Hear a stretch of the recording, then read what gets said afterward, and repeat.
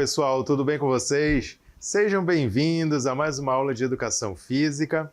Eu sou o professor Kim Raoni. Estamos iniciando aqui a aula de revisão de número 14, da unidade 2. Então, acompanhem comigo e vamos aí relembrar os principais tópicos trabalhados ao longo dessa unidade.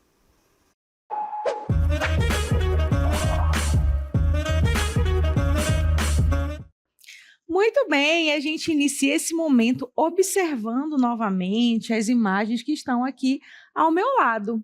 E aí, pelas imagens, já deu para saber, já deu para relembrar o que nós estudamos nessa unidade? Então, nas duas imagens de cima, já deu para a gente relembrar aí das ginásticas, não é mesmo?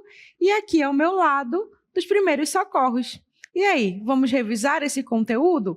Começando pela ginástica. Então, nós tivemos aí duas aulas falando sobre a ginástica, mas vamos relembrar o que significa a palavra ginástica e qual é a sua origem? Vamos lá. A palavra ginástica vem do grego gymnastai, que tem por tradução aproximada treinar. É uma prática muito antiga e remonta aos tempos da Grécia Antiga, onde os gregos praticavam vários exercícios físicos como forma de cultuar o corpo e se preparar para a guerra. Muito bem, mas eu pergunto a vocês, o que é a ginástica? A gente sabe que é uma prática corporal muito antiga, que lá os gregos usavam ali para se preparar para as guerras. Mas a definição de ginástica, qual é? Vamos relembrar? A ginástica é uma prática corporal que envolve aspectos físicos como flexibilidade, coordenação motora e força. Ela pode ser competitiva, caracterizada como esporte, e não competitiva, como exercício físico em prol da saúde e bem-estar. E lá na nossa aula, eu apresentei para vocês as modalidades competitivas, aquelas que têm a questão da disputa, de premiação, tá certo? Apresentei a ginástica rítmica, a ginástica artística, a ginástica de trampolim, a ginástica acrobática, a ginástica aeróbica esportiva, todas elas são competitivas. Mas apresentei também as ginásticas não competitivas, que são aquelas que estão mais relacionadas ao nosso bem-estar, certo? E aí eu apresentei as ginásticas de academia, como jump, spinning, dentre várias outras possibilidades. Falei sobre a ginástica laboral, que é um tipo de prática corporal voltado ali para o ambiente de trabalho. Falei sobre a hidroginástica, que é uma ginástica feita ali, realizada no meio líquido, que é muito importante para manter a nossa saúde, certo? Bom, mas vamos relembrar agora o que são, as ginásticas de condicionamento físico. Vamos lá? Muito bem, a ginástica de condicionamento físico, ela se caracteriza pela exercitação corporal orientada à melhoria do rendimento, à aquisição e à manutenção da condição física individual ou à modificação da composição corporal. Geralmente, são organizadas em sessões planejadas de movimentos repetidos, com frequência e intensidades definidas. Podem ser orientadas de acordo com uma população específica, como a ginástica para gestantes, ou atreladas a situações ambientais determinadas, como a ginástica laboral, tudo isso de acordo com a BNCC 2018. Então, vocês viram aí que a ginástica de condicionamento físico é aquela voltada para a exercitação do nosso corpo para manter a nossa saúde. E eu falei especificamente sobre uma para vocês, que é a ginástica aeróbica. Vamos relembrar aí algumas informações sobre ela? Então, observem. Bom, a ginástica aeróbica, ela tem um modelo de exercícios originados e sistematizados a partir dos estudos do cardiologista norte-americano Kenneth Cooper, lá nas décadas de 1960 e 1970. Então, o Kenneth estava fazendo esses estudos e ele queria comprovar que esses exercícios faziam bem para o nosso coração, tá bom?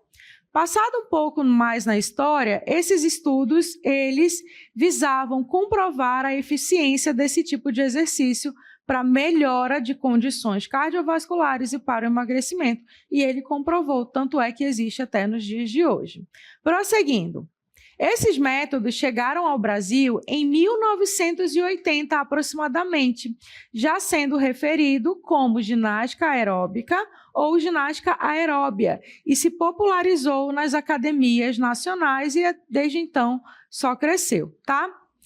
Bom, falando da ginástica aeróbica, vamos conhecer mais alguns detalhes, na verdade, relembrar. Olhem só, a ginástica aeróbica ela tem por objetivo promover a melhora da capacidade cardiovascular. Para isso, alguns métodos foram sistematizados para o treinamento físico. Sendo assim, veja algum deles a seguir. E aí eu quero que vocês prestem bastante atenção no vídeo que vai vir e eu comento para vocês já já.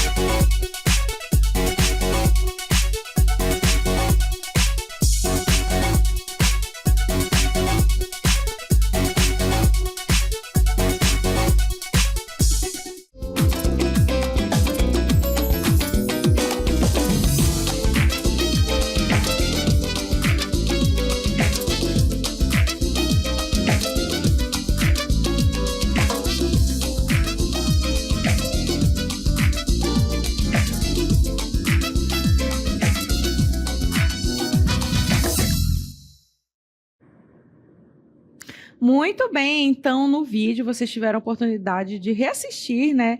Aí 3 exemplos de ginástica aeróbica. Nós vimos ali o step, que usa aquela plataforma onde a gente faz aí vários movimentos coreografados. Vocês viram o jump, que tem aí o auxílio do mini trampolim. E por fim, a zumba, né, que é uma das ginásticas aeróbicas mais pedidas aí na academia, que envolve a questão do ritmo e da dança. Certo? Muito bem. Agora eu quero relembrar com vocês os benefícios dessa prática corporal. Vamos lá?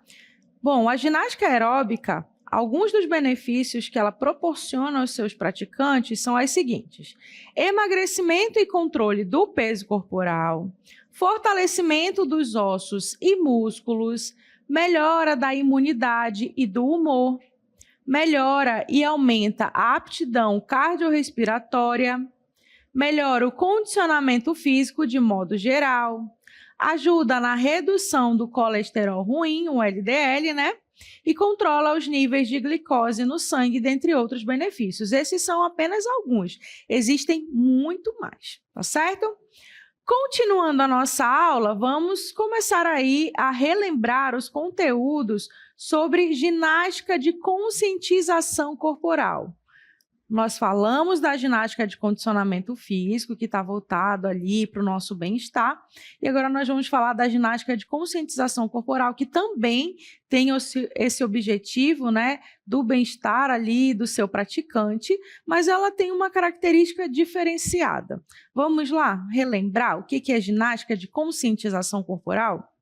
Pelo nome já deu para a gente saber que tem alguma coisa a ver com consciência do nosso próprio corpo, né? Olha só. A ginástica de conscientização corporal reúne práticas que empregam movimentos suaves e lentos, tal como a recorrência a posturas ou a conscientização de exercícios respiratórios, voltados para a obtenção de uma melhor percepção sobre o próprio corpo.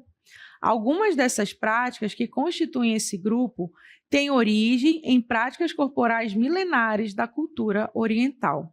E eu trouxe para vocês 3 exemplos de ginástica de conscientização corporal, que são aquelas ginásticas um pouco mais tranquilas, né? Onde a questão do movimento suave e lento existe, porque você está trabalhando ali a percepção do seu corpo. Então, nós temos como exemplos Pilates, Yoga e Tai Chi Chuan, mas tem outros exemplos também. E na nossa aula, nós falamos especificamente sobre quem? sobre o Pilates. E mais uma vez eu trouxe vocês aqui para o nosso estúdio, né, de Pilates. Vocês lembram aí o nome desses aparelhos e para que eles servem? Então, nós temos vários que vão nos ajudar aí a trabalhar, a desenvolver as nossas habilidades, né, como flexibilidade, força e equilíbrio, através desses vários movimentos que existem dentro desse método, tá bom? Então, vamos relembrar um pouquinho sobre o que é o Pilates. Então, Pilates é um método composto por exercícios físicos e alongamentos que utilizam o peso do próprio corpo, usando ou não aparelhos na sua execução. É também uma técnica de reeducação do movimento, que visa trabalhar todo o corpo, trazendo equilíbrio muscular e mental. O que é importante a gente lembrar sobre o Pilates, né? Que trabalha muito a questão da respiração, de você estar ali tranquilo, sabendo, né, o que você está fazendo em cada movimento e que parte do seu corpo ele está trabalhando, tá? Esse método, ele foi criado por quem? Por Joseph Pilates, lá na década de 1920. E eu contei a história de vida do Pilates para vocês, né? Vocês lembram que quando ele era criança, ele era bem doente, né? Tinha ali um pouquinho de asma e outras patologias. Quando ele chegou na adolescência, ele decidiu que queria mudar de vida e ele foi muito incentivado ali pelo seu pai, que era ginasta. Então, ele começou a experimentar de várias práticas corporais. Ele experimentou a ginástica, as artes marciais, tá? Então, isso ajudou com que ele restabelecesse a saúde dele. Só que, com o passar do tempo, ele começou a estudar cada vez mais. E, certo momento da vida dele, ele foi parar num campo de concentração. E lá, ele colocou em prática tudo o que ele sabia. Tanto é que ele tirou ali as molas de algumas camas e fez alguns equipamentos adaptados justamente para restabelecer a saúde daquelas pessoas que estavam ali feridas, né, que estavam ali no combate, na guerra, certo? Depois que ele saiu de lá, ele montou o seu próprio estúdio e criou aí mais movimentos, mais exercícios que compõem aí o seu método. Montou uma academia junto com a sua esposa, né? Um estúdio, na verdade, de Pilates, e lá muitas pessoas passaram a frequentar, principalmente bailarinos, né? Quando sofriam ali lesões, e os atletas de outros esportes. E a partir daí, então, foi disseminado toda a metodologia do Pilates, certo? E é o que a gente conhece até os dias de hoje. Prosseguindo, o Pilates é baseado no conceito chamado de contrologia, controle da mente sobre o corpo.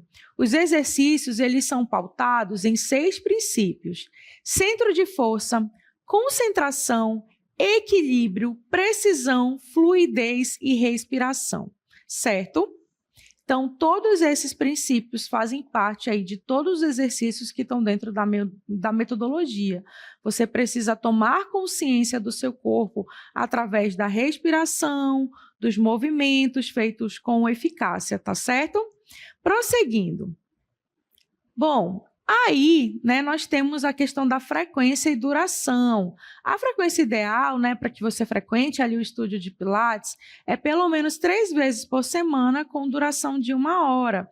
Lembrando que o Pilates ele está dividido em 2 categorias, tá?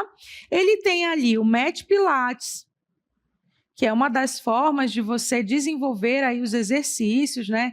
Esse Mat Pilates ou Pilates solo, os exercícios são executados no solo, utilizando o peso corporal ou com acessórios como bola, faixa elástica, anel tonificador, o bolso, o rolo, entre outros. Observem aí as imagens. Bem interessante, né?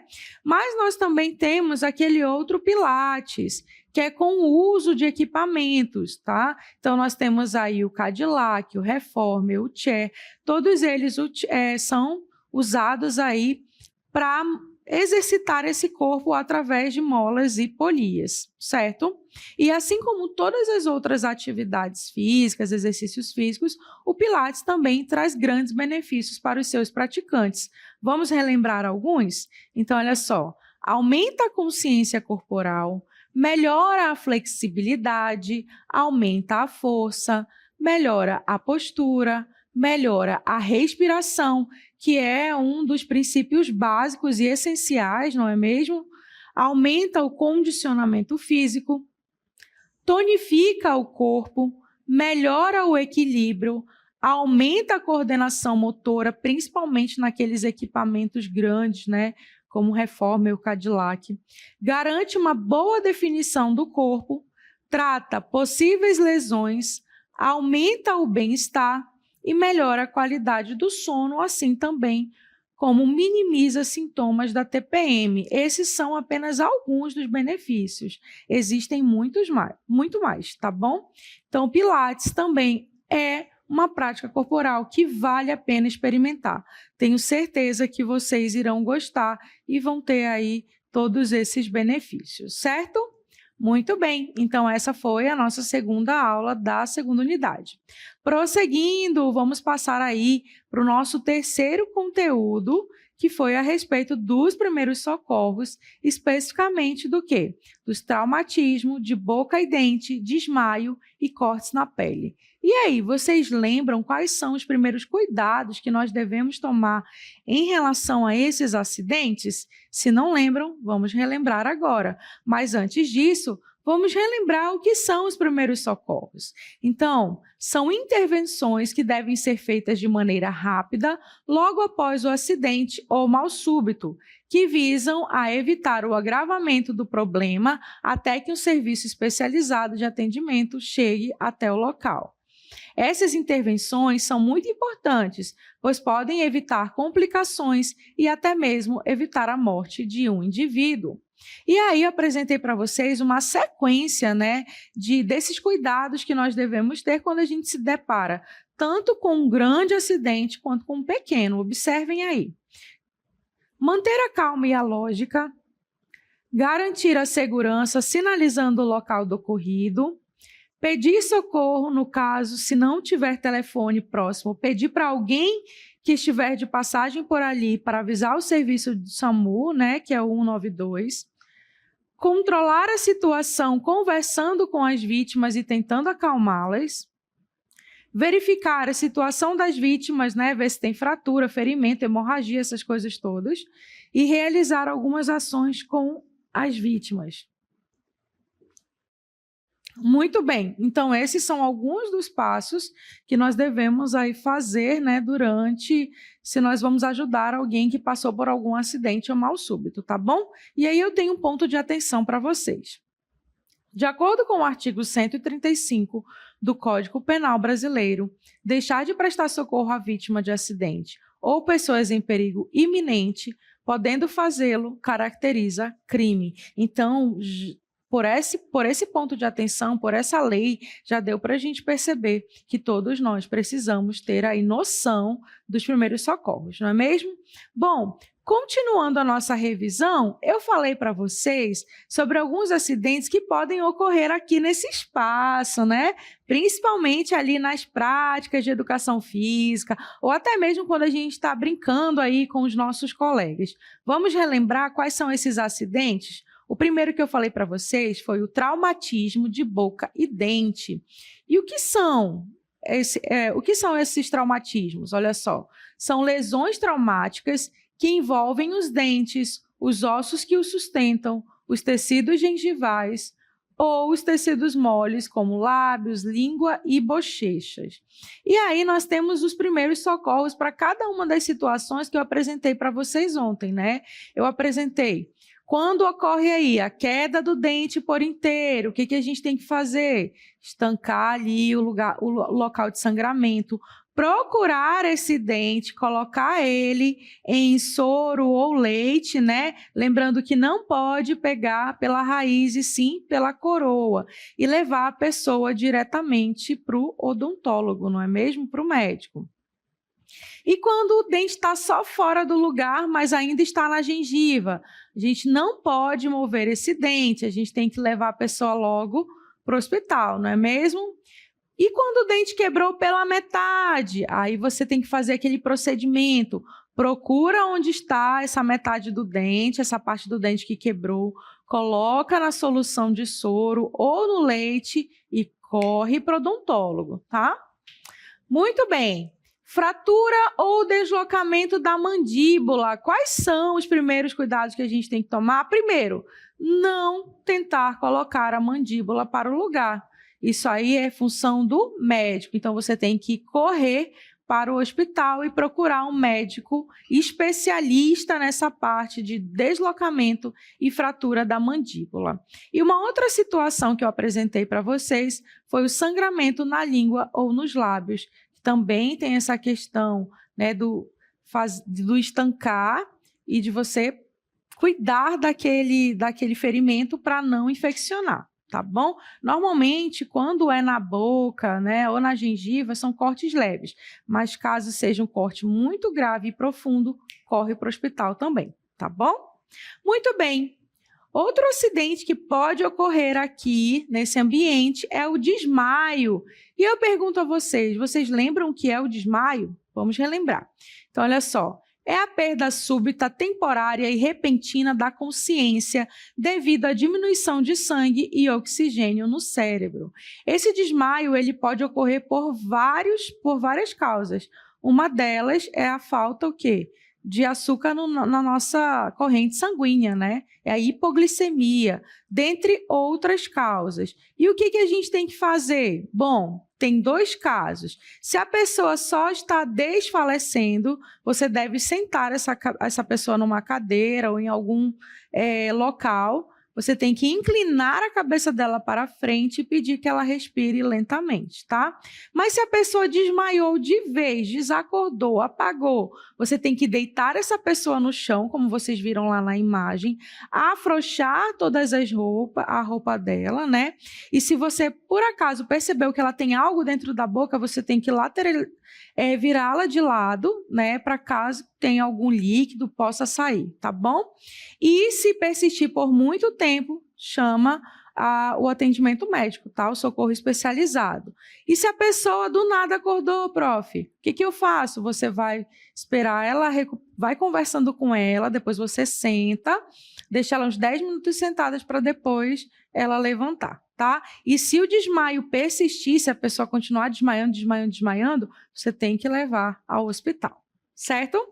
Muito bem. Prosseguindo.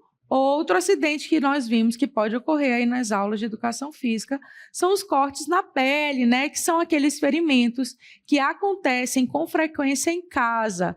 Podem ser causados por uma faca de cozinha, pisando ou tocando um caco de vidro ou esbarrando em objetos pontudos ou caindo também, né? Que é no caso, nas aulas de educação física, isso pode acontecer. Principalmente quando a gente está muito agitado e quer fazer parte ali do jogo, da brincadeira, às vezes a gente pode se esbarrar com o nosso colega e a gente pode se machucar, não é mesmo? Então, eu apresentei para vocês aí os primeiros cuidados em relação a algumas situações. Primeiro, quando o corte é superficial, como esse que vocês estão vendo na imagem, o que a gente tem que fazer? Lavar com água e sabão, bem lavadinho, secar e depois aplicar um antisséptico.